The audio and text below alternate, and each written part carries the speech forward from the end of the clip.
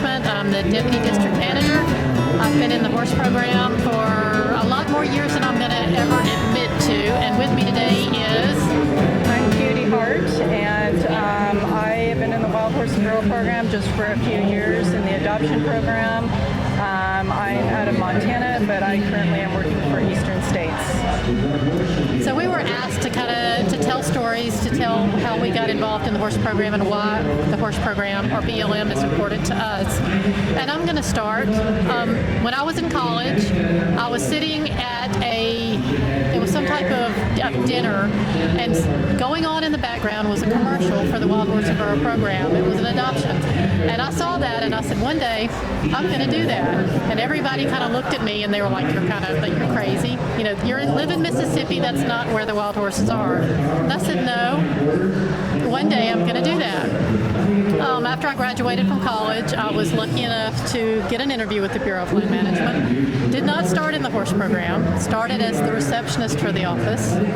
So I kind of had to work my way up, but once I got into the BLM, I started gravitating towards the horse program because horses is where my passion has always been. I had my first horse when I was 3 years old and never looked back. Oh, we do have something. Yep. Started showing when I was in the 6th grade, had quarter horses, have done English. If it's out there to try, I've even tried racing one time. I mean, I have tried everything you could possibly do.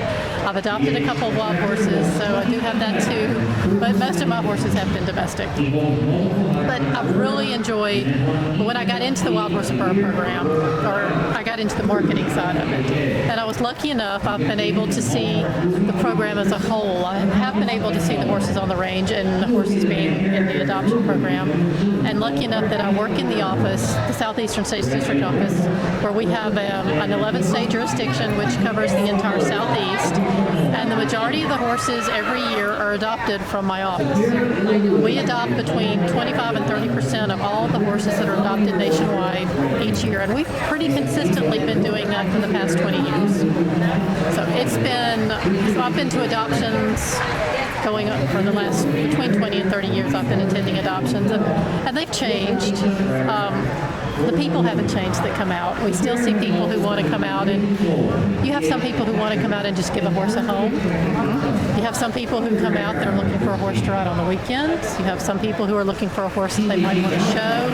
It's a wide variety of things. I like to think that wild horses are kind of like potato chips. Most people that come out there, they can't have just one. And it's always been amazing to me how many people come back again and again to adopt. And so many times they bring you pictures of the picture books. And they want to talk about their horses more than they want to talk about their kids and their grandkids. They want to show you their success stories. So there is life for wild horses when we take them off the range. And that's really what we want to focus on talking today, is the possibilities of what you can do with a wild horse once you adopt it. And one of the avenues that we have to find homes for wild horses that's been extremely successful lately, and it's not new, but it's gaining more steam and more people are learning about it, is the online corral. And Q, I'm going to let you talk about that for a moment. Okay. The online corral is an internet-based place where folks can go and bid on wild horses and burros, and you set up an account with the online corral, and you can submit an application for approval based on your property and your corral materials. You do have to meet the requirements. It's a very simple process, and when we have events, you can look at the animals and view the animals online. We usually have videos and a lot of photos available to look at through the online corral, and you bid on them, and if you're the highest bidder, you've won yourself a wild horse or burro. It's a great program and a great tool that the BLM is currently utilizing in the Wild Horse and Burro program. So yeah, I think it's a great tool. And one of the reasons it's been so successful is that a lot of the horses that are on the online corral are in the facilities that are in the western United States. And it gives the people who live in the east no matter where you live in the East, the opportunity to see and adopt some of the horses, because the rumor has always been, oh, we see the bad horses here in the East. The best horses are always out west. They're always in the facilities. You never get the best horses. Not that that's true, because it's not. But this gives you the opportunity to see the horses that are coming out of the facilities directly. They are available for adoption on the online corral.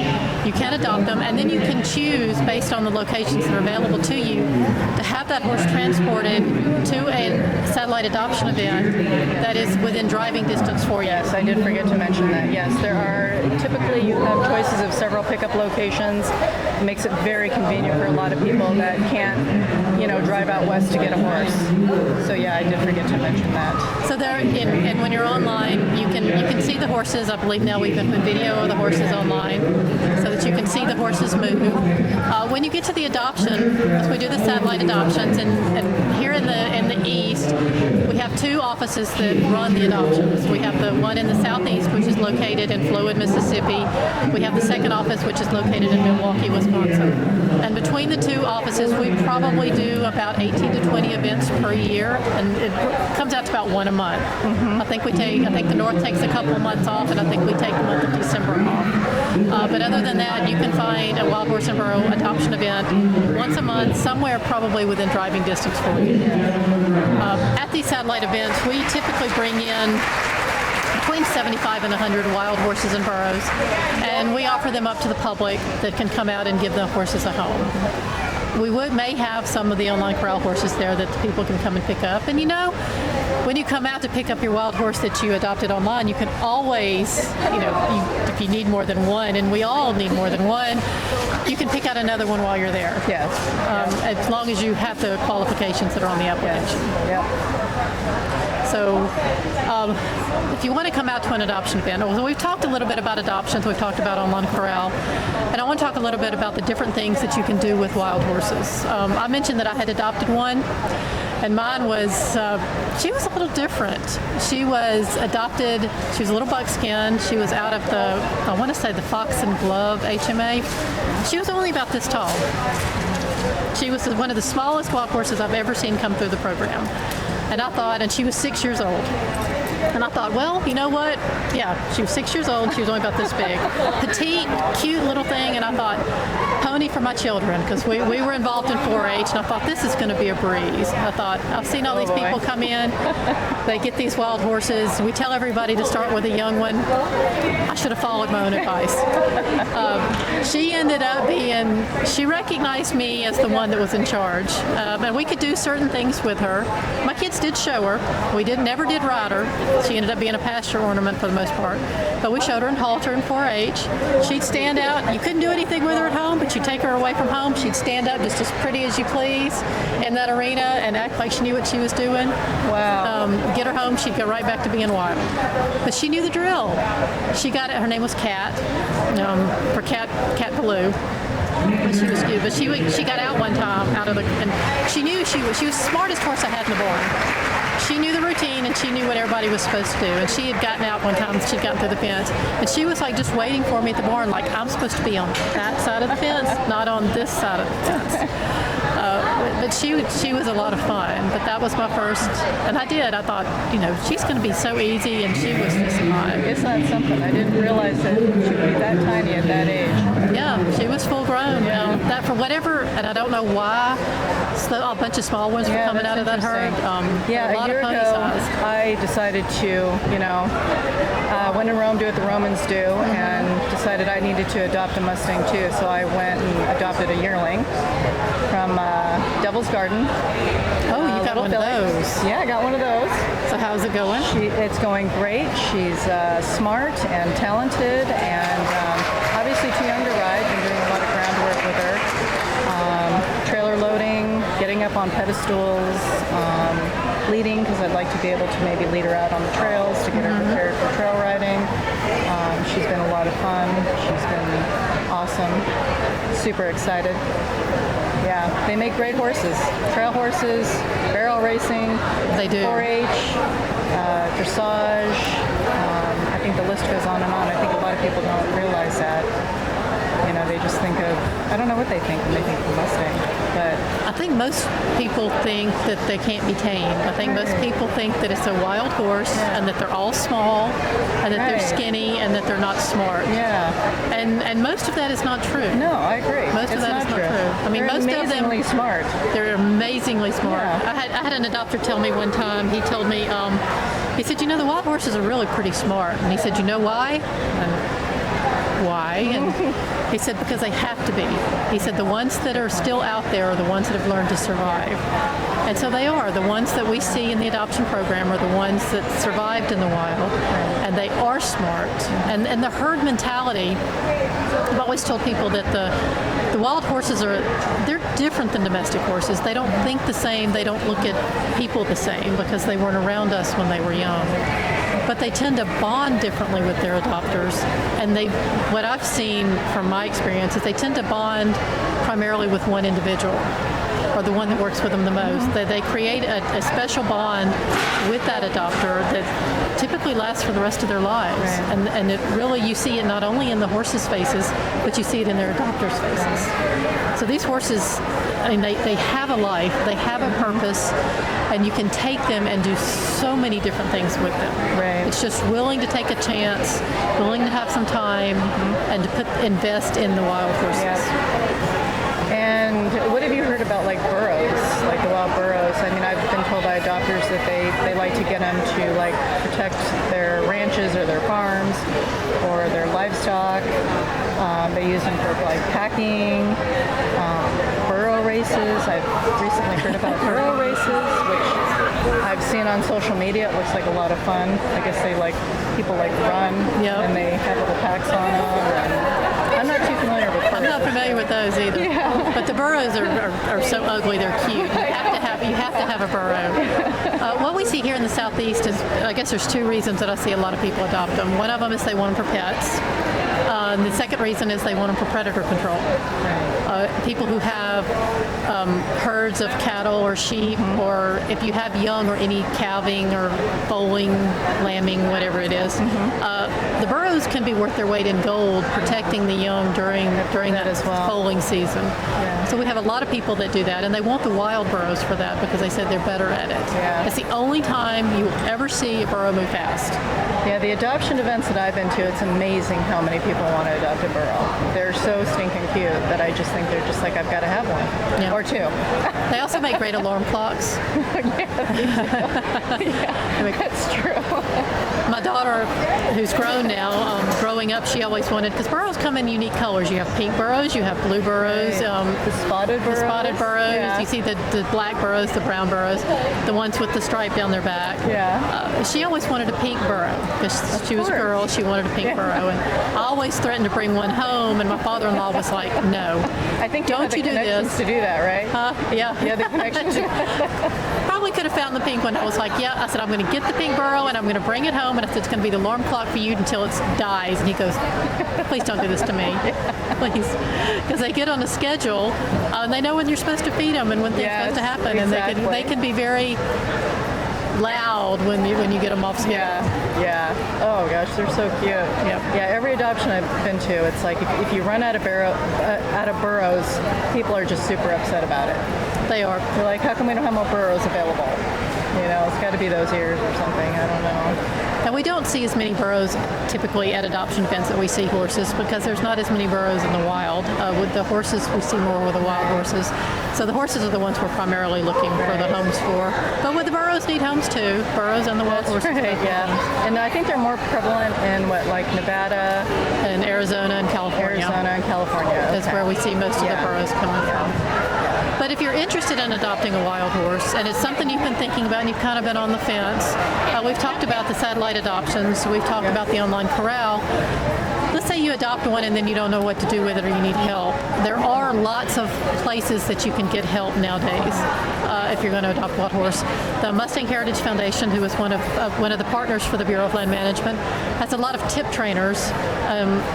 And most of those are located across the country. I think just about anywhere you live, you can find a trip trainer or someone who can help give you advice or may can help you train put some groundwork on your wild horse. Yes. Or if you don't want to do that, you can actually adopt a wild horse from a tip trainer who's already put some training on it.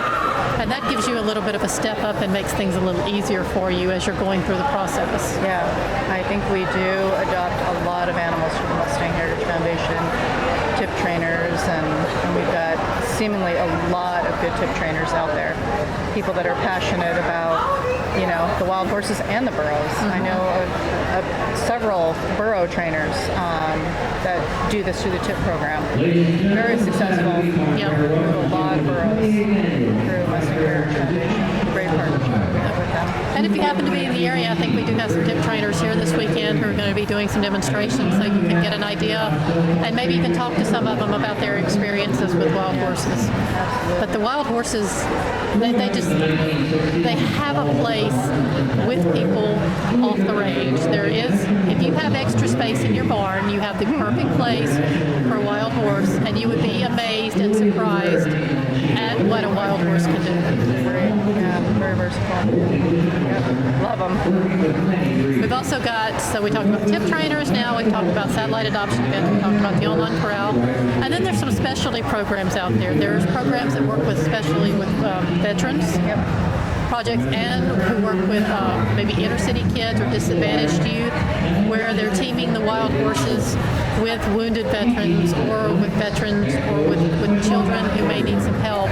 And we have seen the bonds that get built between the people and the wild horses, that it's been a program that's been replicating. We're seeing more and more of these pop up, and it really makes a difference in some of these children's lives. Yeah, I had the opportunity to go to our Arizona facility. We have an inmate program, and I got to spend some time with those folks, and it was amazing how the wild horses actually changed their perspective on life and actually their life. And while I was there was an inmate that had been there for years, and that day he was actually getting out, and he was going to adopt some burros and wild horses and basically spend, the rest of his life just getting them out there, getting the good word on them. And the program had literally changed his life. It was just amazing. I was only able to spend a couple of days there, but I was amazed at, the transformation of these folks being able to work with these animals, while in the program. And some of these prison training programs, the horses that they train are actually available for people to adopt. And there are a few of the prison training systems. There's one in Canyon City. You said there's one in Arizona. I believe there's one in Wyoming. And there may be a few others scattered across the country, but that is also another avenue and an opportunity for someone who wants to adopt a wild horse. Yeah. And some of those animals are available also, too, through the online corral. That's true. We do see some of them there too. Yeah. So the online corral is actually it's a really good. We keep calling it a tool, and I don't know, maybe that's the word I think that we like to use.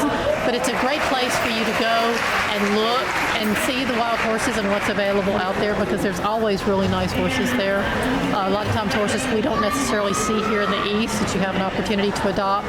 And again, we can bring those horses closer to you, where you can come and pick them up at some of our satellite events. Mm-hmm. Yeah. So if you want to talk, so we talked about the satellite events, but we haven't really talked about the format or what that looks like. We talked about that we bring in maybe 75 to 100 horses. We have people from the local commuting area that come out and potentially will adopt a wild horse and take them home to train them. So people who want to do that, when they come out, they'll have to fill out an application. Mm-hmm. We do want to make sure that's one thing the BLM is very strict on. Everybody has to fill out an application prior to being able to adopt a wild horse or burro, because we want to make sure that the health of the horses is extremely important to us. It's probably the most important. Whether they're on range or off range, the health of the horses is why we do our jobs. It's why I do my job. I believe it's why Q does her job. Is we want the horses to be healthy. We want to see them in good homes. We want to see people successful with the horses that they adopt. And we will do everything in our power to help you find the tools necessary to facilitate that and make it happen. Yeah, I feel like the BLM is very supportive, even once people, adopt these animals. We've got resources that they can reach out to. And I mean, if you called anyone in the BLM that was in the program, they're there to help you, give you your resources that you need, to be able to take care of the animal. But yeah, the application process, I think, is, I mean, if you're meeting the requirements, I mean, it's a pretty relatively simple process. And what are the requirements? Well, you got to have the proper fencing. You've got to have the minimum square footage. And what is that? You've got to have 400 square feet per animal. Or 20 by 20. That kind of equates it to a 20 by 20. Yep. You got to be able to provide food and water, obviously. Hopefully some veterinary care. But yeah, the application process, in my opinion, is pretty simple and straightforward. And if you're, a horse person, I think it's pretty relatively easy. And again, we're available if you have any questions. If you're uncertain about the process, you can reach out to somebody. There's always somebody available, to help out and answer questions. And our website also provides so much information. It's amazing. You can pretty much get an answer to any question on our website. I think our website is actually pretty good. Yep. A lot of and that's blm.gov, blm.gov, and then I think Wild Horses pops up pretty quick. Yep. Yeah, /WHB for Wild Horse and Burro program. It also has a list of current events that are happening. And the national adoption schedule. Yep.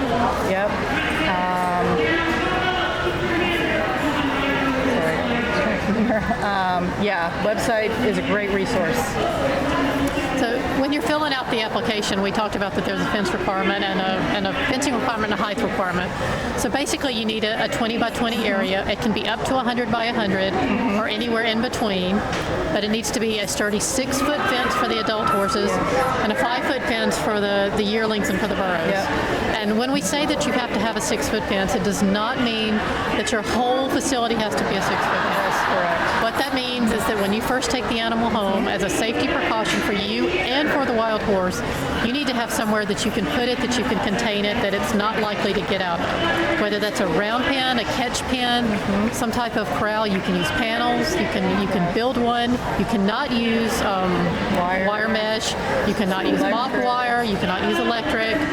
But once you've handled the horse or gentled it down a little bit and you're comfortable that you can take it out and introduce it to any other type of fencing you may have. So the requirement, because a lot of people think when we say you have to have a 6-foot fence, they think your whole place has to be 6 Right. foot. Yeah, and that's not true. Yeah. That's not true. Yep. We want you to be successful, and to be successful when you first take these horses home, you need to have them in a fence that will contain them. You have to be able to catch them if you need to provide veterinary care, or you need to move them from one place. I mean, you just need a smaller area initially until they're gentled, and then you can make the area much bigger. And if you ask why 6 foot, I can tell you I've seen them clear 6 foot. They can get out of it if they're pressured hard enough. Yes, they can get out of it. So the idea would be to put them in the fence that you have and to not pressure them too much. And there's lots of different ways now that you can train the horses. There's so many different, the round pen reasoning, the whispering. There's so many different YouTube videos and training techniques that you have access to, where you can learn simple techniques that can help you train your wild horse. If you want to do it on your own, and a lot of people do. Oh yeah, it's amazing. A lot of people do it on their own. Yeah. Yes. Well, if you have any questions about the Wild Horse and Burro program, as Q mentioned, the best place to go is to our website, which is blm.gov//WHB. There's also phone numbers on there that you can find. You can find lots of information. And our national schedule, we have adoptions going on throughout the year all over the country.